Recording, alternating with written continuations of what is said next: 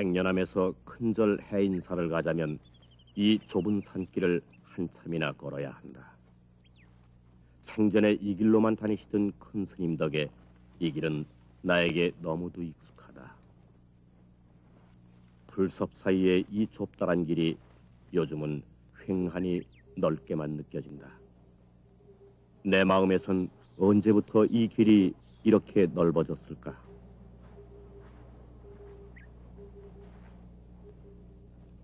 이 길은 큰 스님께서 알고 계신 유일한 길이었다. 해인사 백년암으로 옮겨오신 1967년 이후로 큰 스님께서는 이 길을 결코 벗어나신 적이 없으셨다.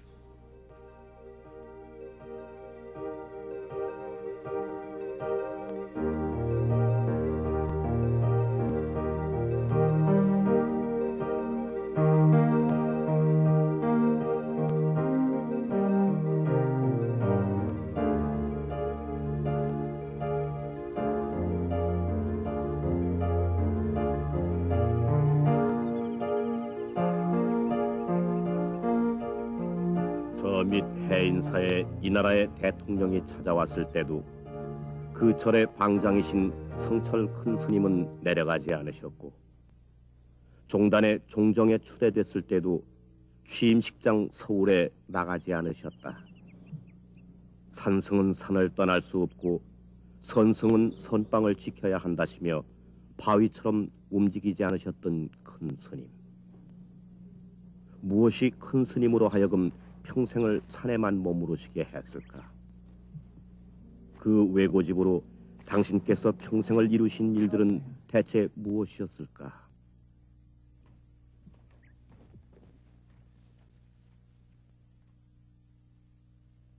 어쩌면 큰 스님은 불행한 시대에 불행한 승려 생활을 시작하신 분이었다.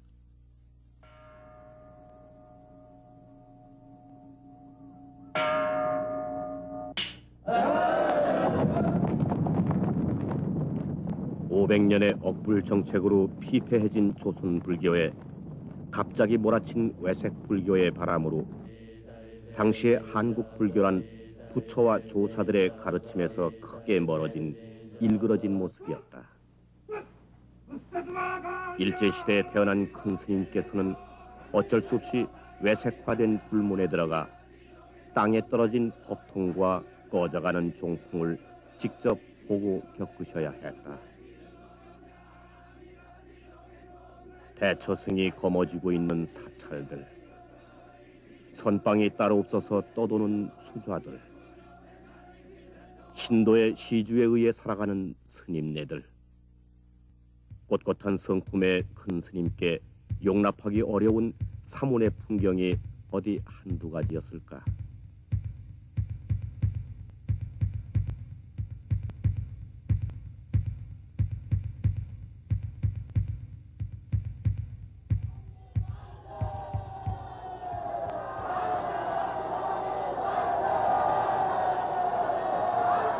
해방이 됐다.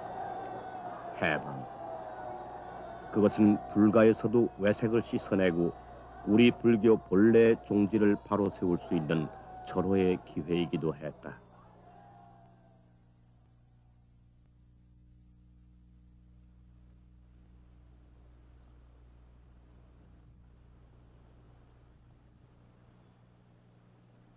(1947년) 젊은 수좌 성철 스님은 문경의 봉암사로 들어가신다. 이곳 선풍의 불씨가 꺼지지 않은 봉암사에는 훗날 한국 불교를 짊어지게 될 20여 명의 청정 비구들이 모여 있었다. 오로지 이 땅에 참다운 불국 청토를 이루기 위해 성철 스님의 주도로 이들이 힘을 모아 결사를 이루니 그것이 이른바 봉암결사였다.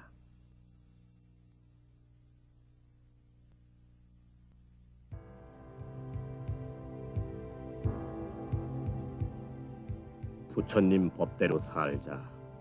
부처님 법대로 살자. 큰 스님께서는 이렇게 외치며 18개의 실천 조항을 공주교약에 담으니 이 속에서 한국 불교의 본 모습이 살아나기 시작한 것이다. 봉암결사는 당나라 백장 스님에 의해 만들어진 백장총규를 당시에 한국 불교에 되살리고자 했던 해방 후 최초의 시도였다. 청정 비구에 의한 사찰 운영으로 원칙에서 조금도 벗어나지 않은 참다운 승려의 생활을 제시했으며 이후 한국 불교가 나아가야 할 방향을 잉태한 귀중한 길잡이였다. 공주교약에는 써있다. 삼엄한 계율을 부지런히 익히고 지키되 어떤 사상과 제도라도 불조가 가르치신 것 이외에는 각자 사견은 절대 배제했다.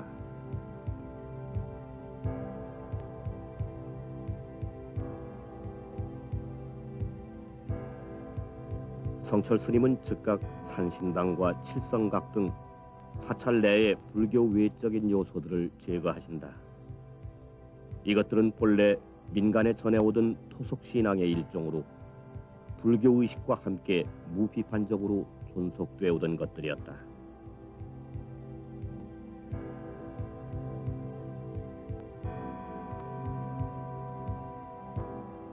봉암사에서는 일상에 필요한 물건들을 스스로 해결하는 것을 원칙으로 했다. 따라서 스님들은 어떤 힘든 일도 직접 하기로 결의, 손수 밭을 갈고 탁발을 해야 했다.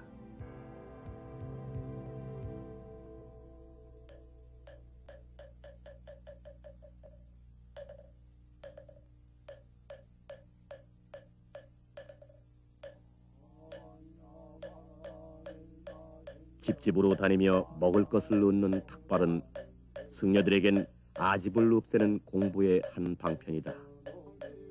또한 보시하는 이에겐 보시의 복덕을 길러주는 공덕이 있는 것으로 부처님 당시부터 행해지던 것이었다.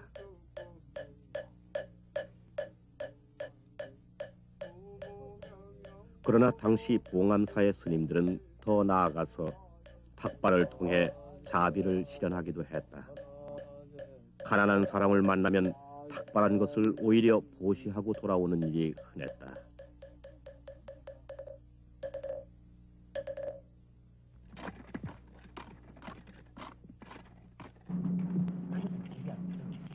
절에 남아있는 스님들은 울력, 즉 공동노동을 했다.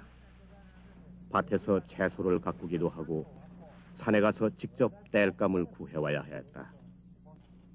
그런 일들이 얼마나 힘들었던지 슬그머니 절을 떠나는 스님들도 있었다.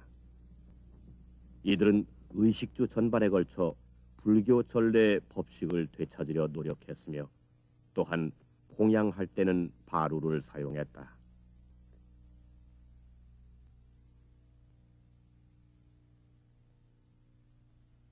밤이면 울력에 지친 심신을 이끌고 끊임없는 정진을 계속했다. 그 선방을 지키던 성철 스님께서는 대중들을 진리의 문에 이르게 하기 위해 몽둥이도 서슴지 않으시며 화두 참선의 길을 독려하셨다. 그것이 부처님의 가르침이었기 때문이다.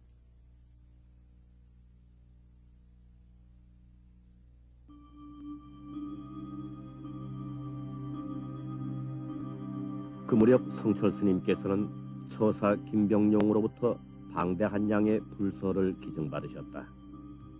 김병룡 처사는 젊은 시절부터 각 지역의 경전들을 평생에 걸쳐 모아온 사람이었다. 그러한 불경들이 진정한 주인을 만나 제값을 다해주기 바라며 당시 그는 책 주인을 수소문하고 있었다. 책이 귀하던 시절이었다.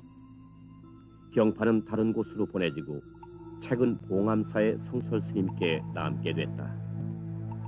스님은 이 책들을 1년에 2번씩 바람을 쏘이시며 소중히 하셨고 평생 동안 가까이 두셨다고 한다.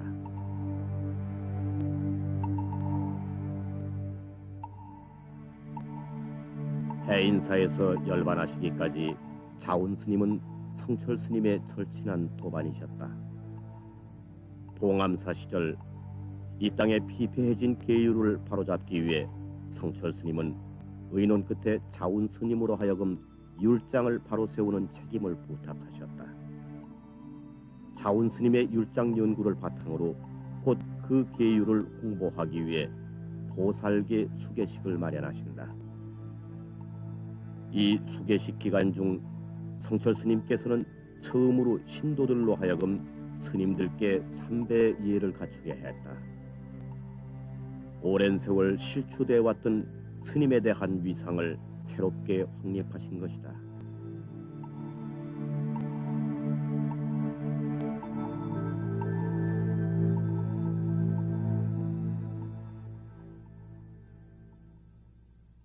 옛 불가의 법도를 되찾기 위한 성철 스님의 노력은 스님들의 가사장삼 역시 그냥 지나치지 않았다. 공주 규약에는 가사는 삼배와 무명에 한하며 이를 괴색한다고 분명히 해두고 있다.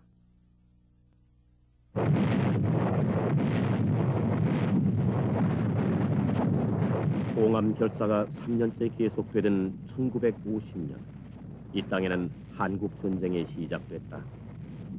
절마당에까지 굶주림에 지친 군인들이 들끓었으며 희양산의 봉암산은 혼란이 더욱 극심했다. 결사의 결실이 채 맺어지기도 전에 스님들은 봉암사를 떠나야 했고, 큰 스님도 원래 관음사와 고성 문수암을 거쳐 통영의 천재굴에서 수도 생활에 들어가 계셨다.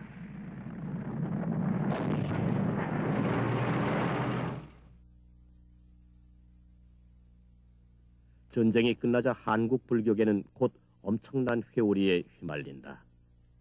외색 불교의 척결, 사찰을 청정비구에게라는 기치 아래 불교 정화라는 엄청난 진통이 시작된 것이다.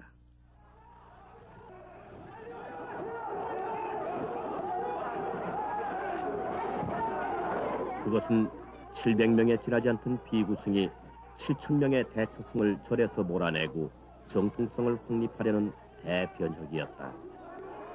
동산 스님과 효봉 스님 두 고승이 앞장선 이 정화운동은 비구와 대처, 쌍방 모두에게 물러설 수 없는 총력전이었다.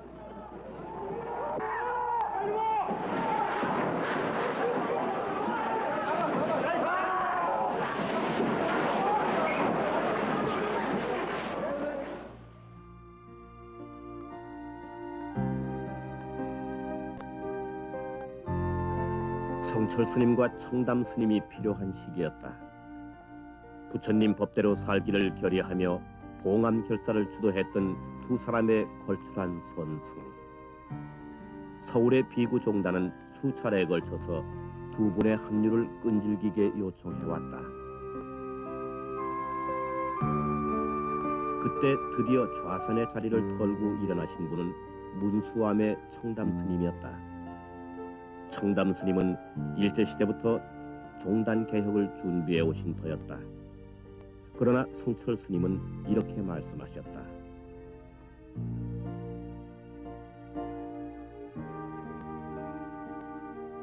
불교의 정화는 자신을 닦는 데서부터 출발해야 한다. 절 재산을 모두 사회에 내주고 비구인 우리는 걸식하며 수행에 힘쓰자. 그렇게 하면 나도 적극 참여하겠다. 지금의 물리적인 정화는 필경 외부의 급조된 물리력을 내부로 들여와 두고두고 이 땅의 불교를 해롭게 할 것이다.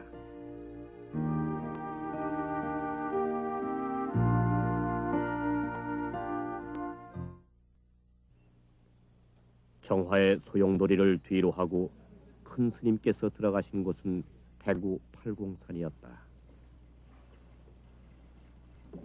파계사 성전암에 들어가신 큰 스님께서는 주변에 철조망을 가득 둘러치셨다. 성전에 가면 철조망 밖에서 대문 밖에서 절만 하고 좀 쉬는 거예요. 다른 사람들 나오는 거 보려면 철조망 쳐들고 밖에 다 기 들어갑니다. 그래 들어가서 스님한테 이제 마당에서 절하고 스님 뭐 왔나 그게 아니잖아. 이제 쫓겨날 판인데 철조망은 오지 말라는 소식 아닙니까? 오지 말라는 소식이니까 오지 말란 데를 경계를 뚫고 들어갔으니까 이제 그 마당에서 절하고 그래도 신임 한번 쳐다보려고 뭐또 그거 있습니다. 그래갖고 막 뭐라 하시면 가거라 한 데 안 가면 저 유리창 저기서 저까지 다 깹니다. 가거라 할 때 안 가면. 그렇게까지 사람들을 물리치신 채 큰 스님께서는 그 철조망 뒤에서 자그만치 10년이라는 세월 동안 대체 무엇을 하셨을까?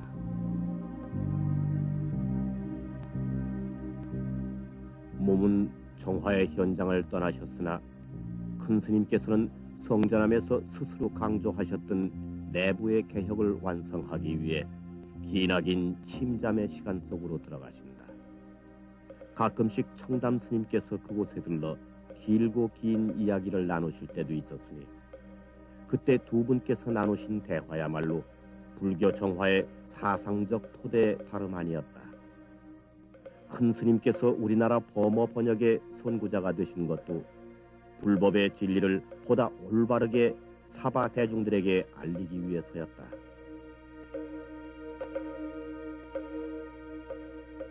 뿐만 아니라 큰 스님께서는 국민학교 졸업의 학력으로 다른 외국어까지 독학해서 동서양의 지식들을 폭넓게 섭렵하셨다. 이 시기에 큰 스님께서 완성하신 사상을 사람들은 훗날 성철불교라 불렀으며 큰 스님께서는 김용사와 해인사에서 드디어 선방문을 열고 그 성과들을 세상에 내놓으셨던 것이다.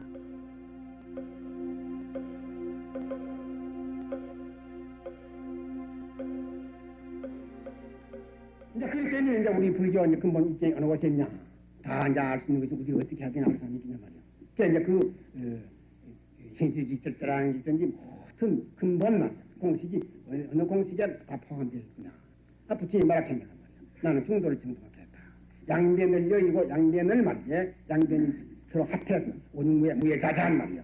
이 원리가 지금 말하는 공식이 중도 공식이란 말이야. 현실 이대로 전체가 중도 공식에 의해서 말이야. 영투로 상주불면인 동시에 전체가 만약에 무예자자하단 말이에요. 무예자자하단 말이에요.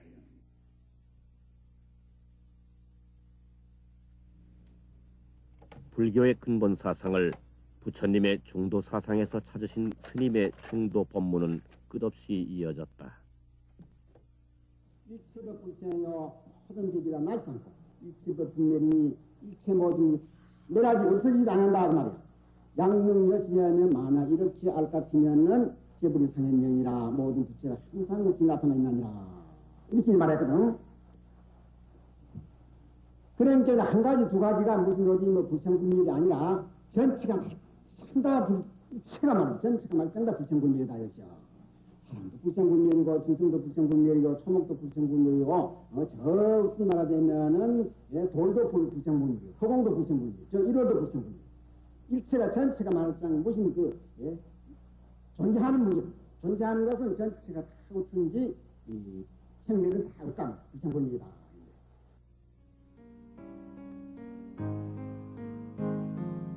누구라도 부처님의 사상을 전달할 수는 있다. 그러나 그것을 이 시대의 과학으로 증명해 보이려고 시도하셨다는 점에서 분명 성철 스님은 다른 스님들과 달랐다. 종교가 생명을 유지하려면 객관성을 가진 이론 체계가 분명히 서 있어야 한다는 것이 평소 큰 스님의 생각이셨다. 종교가 객관성이 없는 공리공론으로 무조건 믿으라고 해서는 소용이 없음을 강조하시며 스님께서는 아무도 생각지 못한 불교의 과학적 증명을 시도하신 것이다.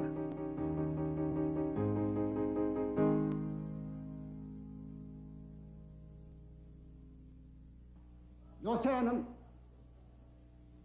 과학 막는 시대 아니요? 과학 막는 시대에 대해서 이것을 갖다가 우리가 좀 쉽게 말이요. 과학적으로도 뭐 실지는 아니지만은 말이요. 좀 근사하게 풀이를 할 수 있다 이 말이요. 그럼 불생불멸하고 이 과학하고 무슨 관계 있어? 이 원자물력에서도 근본은 불생불멸을 실질적으로 실험에 성공을 했단 말이요.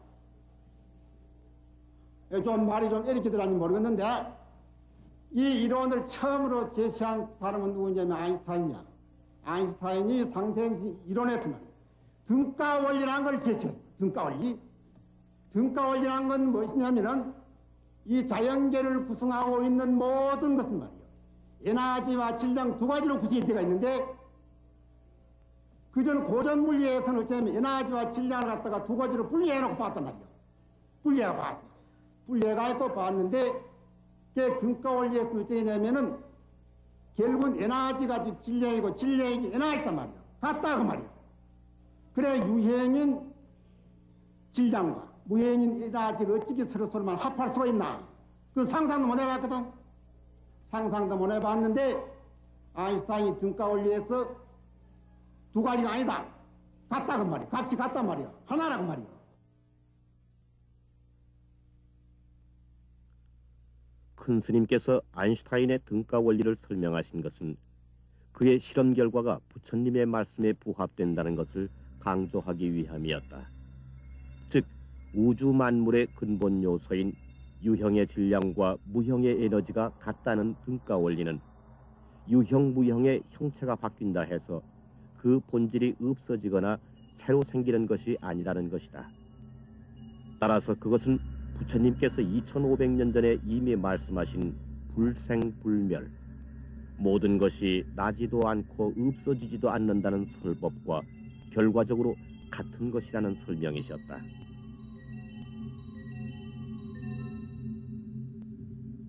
이런 이론을 제시할 때 50년 전에 세계의 학자들이 말이에요. 다 아인슈타인 몽상 가르쳐서 미친 사람이 이렇게 했단 말이에요. 그런 이론이 에너지와 질량이 어찌 합할 수 있나? 그러니까 이제 학자들이 수십 년 연구를 해가지고 실험을 거듭한 결과에 어찌 됐냐면은 질량을 갖다가 에너지로 전환하는데 성공을 했다. 그 말이에요.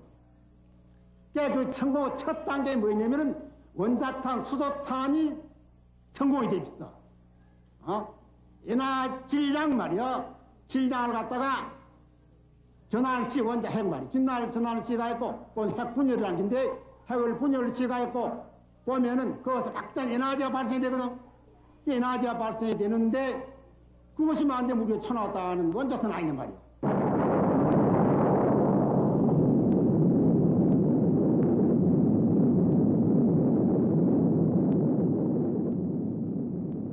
유형의 질량인 핵을 분열시켜서 나오는 막대한 무형의 에너지 원자탄. 저 2차 대전 때 결사항전하던 군국주의 일본을 항복시킨 원자폭탄도 핵이라는 물질이 분열하는 순간 없어지지 않고 거대한 에너지로 바뀌는 원리를 이용한 것이다.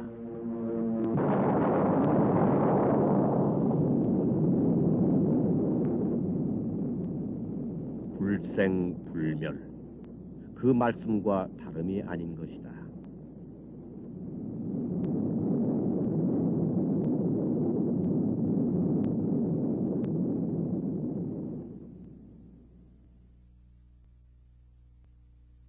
만물은 모양이 바뀐다고 해서 없어지거나 새로 생기는 것이 아니다.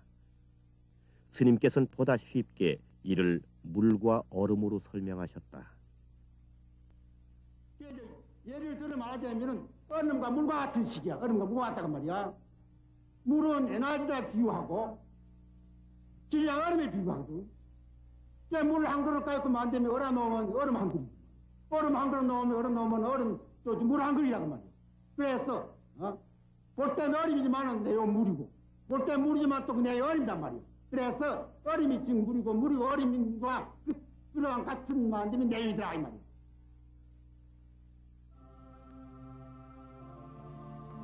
물이 얼음이 된다 해서 물이 없어지는 것이 아니요 얼음이 새로 생기는 것도 아니다. 일체 만물은 새로 생기거나 없어지는 것이 아닌 것이다. 불생 그리고 불멸, 이 한마디를 객관적으로 증명하시려고 큰 스님께서는 얼마나 많은 생각을 거듭하셨을까.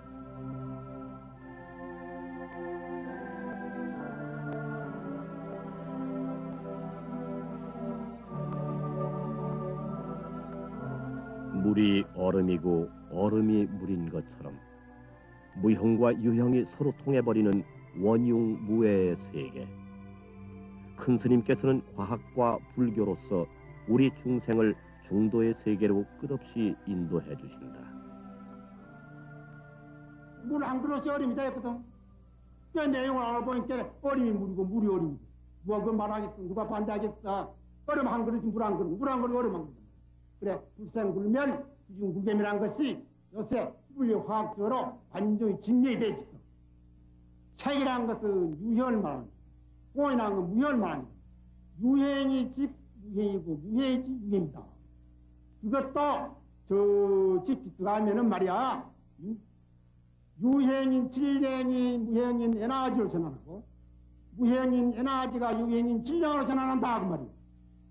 그러면은 그냥 우리가 입으로 말해 색중 공식의 애란 말이야.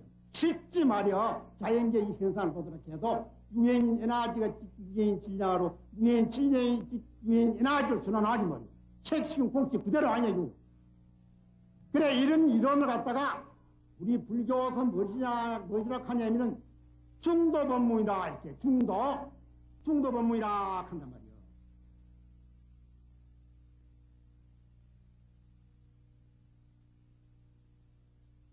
큰 스님은 그런 분이셨다. 현실을 무시하고 절대신에 의존하는 수많은 종교들의 위기를 지적하시면서 불생불멸, 무해자재, 색즉시공의 불교 기본 사상을 현대 과학으로 치열하게 증명하신 그런 분이셨다. 절뺏기 싸움이라는 외형적인 정화가 한창이던 그 시절에 아무도 없는 산속 철조망 뒤편에서 누구도 감히 생각지 못한 한국 불교의 생존 기반을 그렇게 닦아놓고 계셨던 것이다.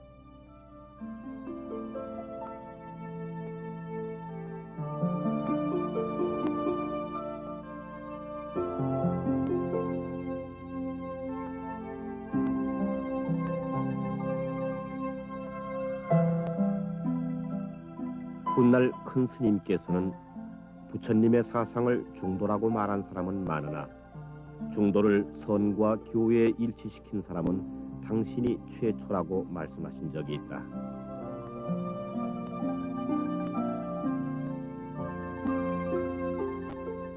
아인슈타인이라는 사람이 이런 얘기를 했습니다.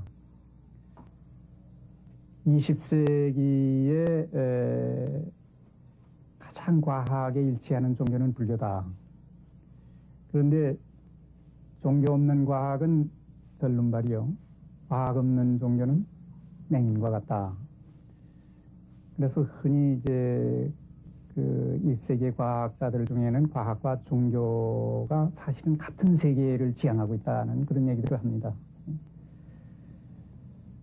그래서 스님이 특히 그런 과학적인 세계관과 불교의 선적인 세계관 속에서 무엇인가가 만나고 있는 것을 예시를 하셨는데 스님께서 그렇게 당시의 그 상대성 이론이라든가 양자역학이라든가 현대 물리학이 안고 있는 아까 말씀드린 그런 전체론적인 사유 방법이 불교의 교리를 갖다 해석하는데 상당히 도움을 줄 수 있겠다. 그런 생각을 가지고 계셨던 것 같아요. 그것은 무엇이냐면은 약방문이더라. 본식군이 말씀하신 게야. 부처님도 약방문이라고 말이야. 약방문이라는 그 방문에 의지해서 약을 지어먹고 병을 나서야 되는 것이지 약방문을 어떻게 천년만년 외워봤자 사람 병은 안 난다 그 말이야. 약이 이런 약이 있으니까 먹고 얼른 병을 나서라 이 말이야. 그래서 누구든지 이런 무심삼매를 성취해가지고 영원한 자유 절대적인 행복의 길로 나아가는 길 분명히 있는 줄 알면은 그 약방문은 버리필이고 하루바삐 약을 갖다가 먹어야 된다 이것이라 그 약을 직접 먹는 것이면 실천인데 실천은 선정을 닦아 좌선을 해야 한다.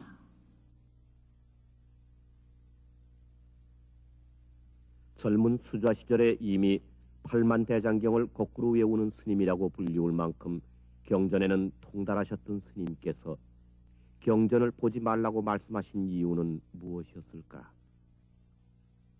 오늘에 이르기까지 큰 스님을 알고 있는 모든 수좌들에게 그것은 큰 불만이요 의문이었다.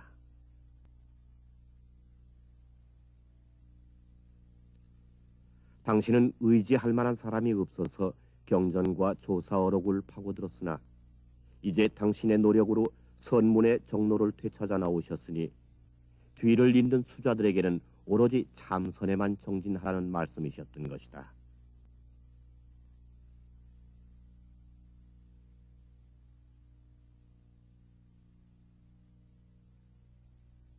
좌선하는 방법 중에도 가장 수승한 것이 화두참선이다. 일상과 몽중과 깊은 수면의 경계에서도 오로지 한 가지 화두만을 끈질기게 참구해야 하는 화두참선. 화두는 전체가 안몸이에요. 안몸이요.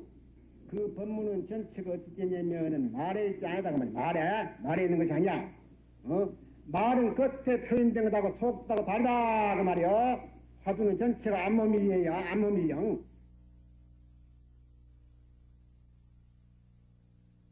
달을 가리키는 손가락, 깨달음의 문을 여는 열쇠, 그 화두를 붙들고 치열하게 정진해야만 한다. 화두를 들고 나면은 화두를 들고 오매불망하는데 화두는 어떻게 들었냐? 화두를 든다면 오늘 들었다가 내일 잊어버리고 이게 아닙니다. 그 퀘션을 해답이 나올 때까지 한단 말입니다.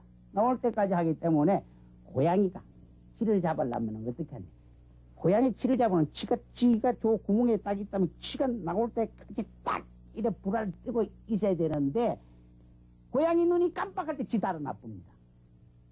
고양이가 쥐를 잡을 때까지 딱 눈을 부다리고 있다가 딱 나오면 빠박 가서 무릎 뻗어야 됩니다. 그래 쥐를 잡는 거 마찬가지로 화두를 들 때도 어떤 일이 있더라도 그래서 옛날 스님들은 여기에다가 이런 머리를 달아매고요 송곳을 놓고 가시방석 위에 앉는다야. 잠을 쫓는 게 문제가 아니라 자기 하도 하는 데만 전념하기 위해서.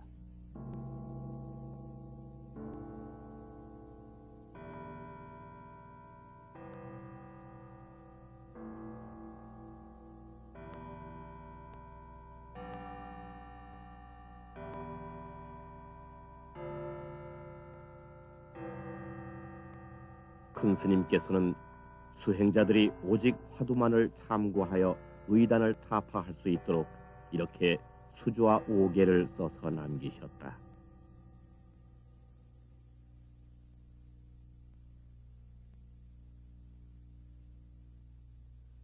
마음을 한 곳에 모아 일상생활에서도 화두를 잃지 않고 꿈에서도 깊은 잠에서도 화두를 놓지 말아야 한다. 또 더 나아가 무의식마저도 떨쳐내버리고 거기서 화두를 타파해야만 생사해탈이고 성불이며 변성인 것이다.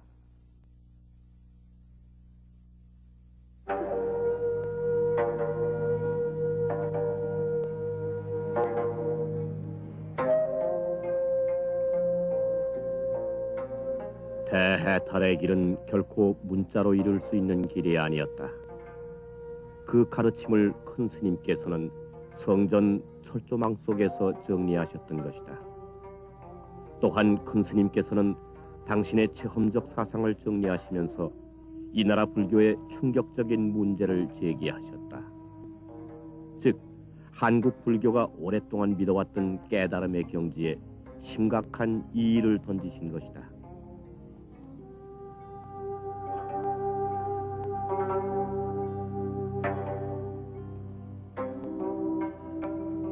큰 스님께서는 손수저술하신 선문정로라는 책을 통해서 불교의 궁극적인 목적지인 깨달음의 표준을 분명하게 재정리하셨다.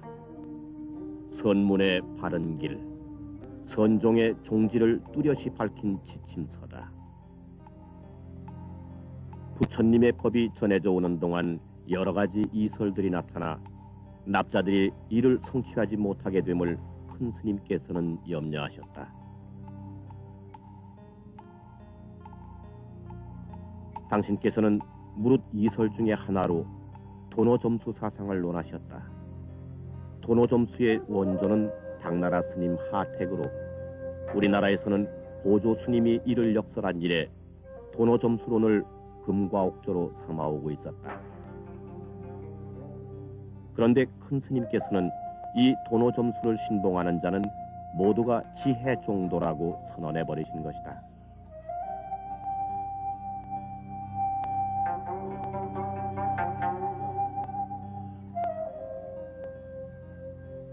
지혜 종도란 정법을 장애하는 선문 최대 금기다. 따라서 그 말씀은 종단 전체에 일대 파란을 몰고 온 폭탄 선언이나 마찬가지였다. 더구나 보조 스님이면 한국 불교 조계종이 모두 우러르는 큰 스님이 아닌가.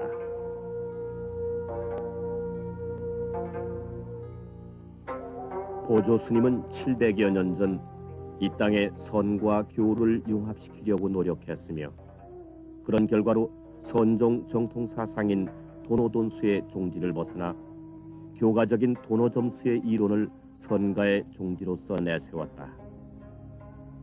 보조 스님은 당신이 30대에 쓴 수심결에서 먼저 깨닫고 난 다음에 점차로 오래 익혀온 습기를 닦아나가야 한다고 말씀하셨다. 그것이 곧 보조 스님의 도노점수 사상이다.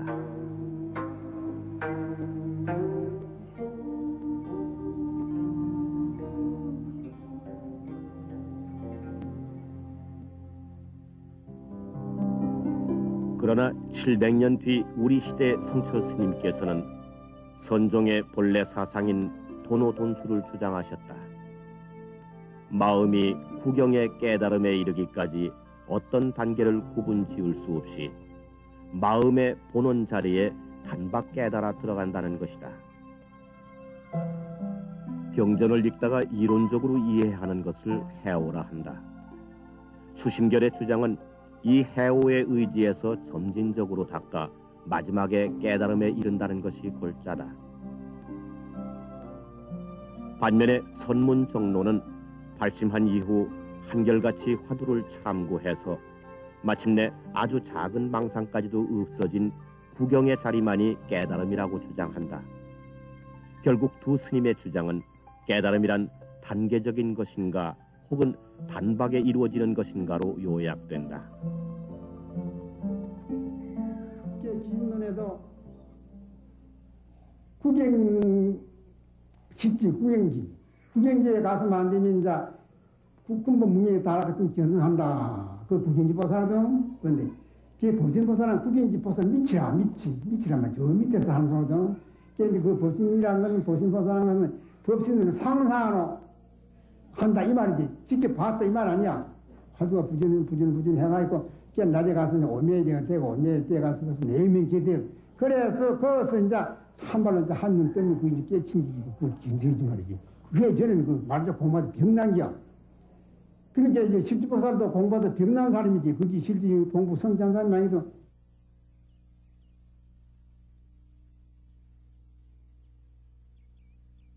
성철 스님은 층층대 꼭대기를 견성, 즉 도노라고 한다면 첫째 계단에 오르지도 못하고 도통했다고 하니 큰 병통이라고 말씀하셨다. 700년 전통의 도노 점수를 버리고 도노 돈수를 취한다는 것은 하나의 혁명이었다. 한국 불교의 그 혁명적 전환을 위해 1993년 10월 해인사에서는 돈수 사상을 주제로 한 3일간의 국제학술 대회가 열렸다. 세계의 학자들이 모여 열띤 토론을 벌인 이 행사는 큰 스님의 사상에 대한 국제적 관심을 여실히 나타냈으며 한국 선종사에도 획기적인 의미를 남겼다. 그리고 이 행사를 마친 지 한 달 남짓 만에 큰 스님께서는 열반에 드셨다.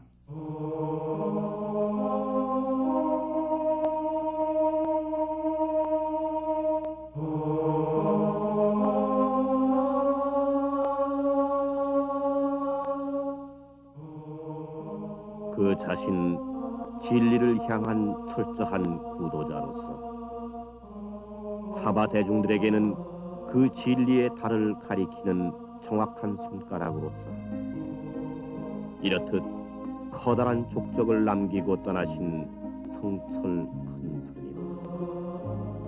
도반 청담 스님이 한국 불교사에 있어 중대한 전환점인 정화불사를 외부로부터 시작하셨다면 마침내 그 정화를 내적으로 성숙해 하고 떠나신 성철 큰 스님.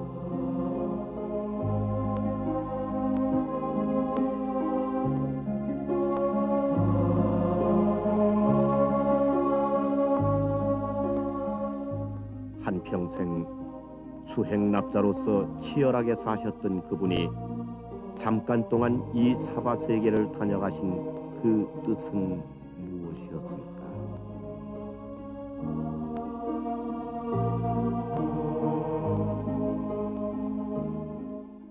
운동을 단지 하신 게 아니라 정말 수도자로서의 긍지를 최고 경지에까지 갖다 놓으시고 그것을 지키신 게 아닌가 하는 그런 면에서는 종교 지도자로서나 또는 정신적 지도자로서나 다양면성을 갖추고 계신 게 아닌가. 이 길은 큰 스님이 불법의 진리를 전하러 사바 대중들을 향하시던 유일한 길.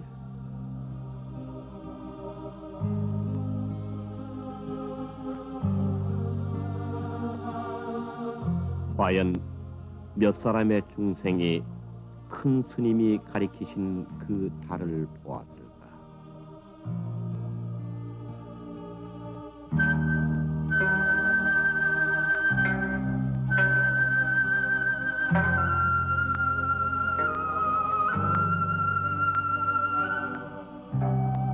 나는 산에 있어야 제갑하는 것이라고 하시며 끝내 산을 떠나지 않으셨던 성철 큰 스님.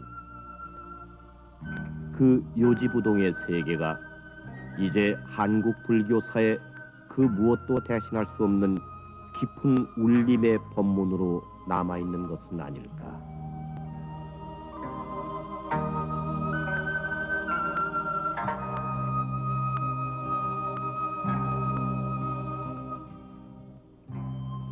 평생 수행납자의 한 길을 걸어 생사고의 세상을 뛰어넘으신 성철 큰 스님. 구도의 가파르던 산길을 다 지나신 후 큰 스님께서 다다르신 세계는 어떤 곳일까? 마침내 대자유인이 되어 우리 곁을 떠나신 큰 스님을 이제 어디에서 다시 뵐 수 있을까?